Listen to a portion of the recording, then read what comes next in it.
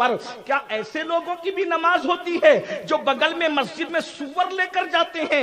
ارے نادان، جو بغل میں سور لے کر کے جائے اس کی نماز نہیں ہوتی، تو جو دل کے اندر دنیا کی محبت کا سور بٹھا کر کے جائے اس کی نمازوں کا کیا؟ اللہ اکبر۔ ابھی وقت رہا اور آپ سننے کے موڈ میں رہیں تو میں آپ کو عرض کروں گا، صوفی صاحب اتنا ہارڈ ہے، اتنا مشکل ہے۔ جب میں نے پہلی مرتبہ صوفی صاحب کی زندگی کو پڑھا تو میری آنکھیں دنگ رہ گئی، اور سلطان الہند سرکار غریب نواز کی زندگی میں گویا کہ میری روح وجد کرنے لگی۔ یہ بڑے بڑے جن کی ولایت پر عالم اسلام متفق ہے، صوفی صاحب نے کبھی ان کو ولی اور شیخ کہہ کے نہیں پکارا، بلکہ مولانا کہہ کے پکارتے تھے۔ کہتے تھے میں اس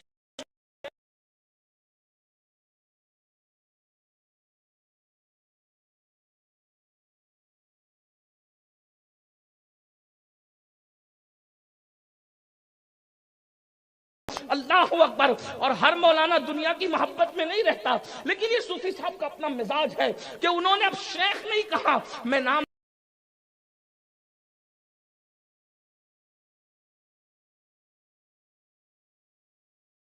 لگانے آیا ہوں۔ ذرا توجہ تو فرمائیں، جن کی ولایت پر عالم اسلام متفق ہے، صرف ان کے پاس مال ہونے کی وجہ سے صوفی صاحب نے ان کو ولی نہیں مانا، بلکہ شیخ کہنے کی بجائے مولانا کہہ کے پکارا کرتے تھے۔ میں حیران ہوں، سرکار شیخ الشیوخ شیخ شہاب الدین سہروردی رضی اللہ تعالی، شہاب الدین سہروردی وہ ہیں کہ میرے بعد اب بغداد میں بلکہ عراق میں سب سے آخری جو بزرگ ہوا ہے، اب شہاب الدین کے بعد تک شہاب الدین جیسا ولی عراق کی سرزمین کبھی نہیں دیکھ سکتی۔ حضرت صوفی صاحب ان سے اتنا متاثر تھے کہ اپنے مریدوں کو کہتے تھے اگر کچھ پانا ہے تو عوارف کا مطالعہ کرو۔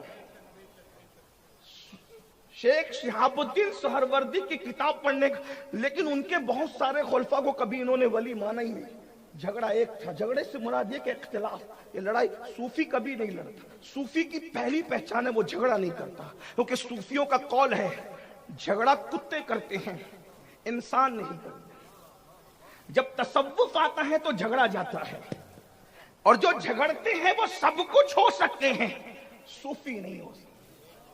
اس لیے کہ صوفی کا کام جوڑنا ہوتا ہے، صوفی کا کام توڑنا نہیں ہوتا۔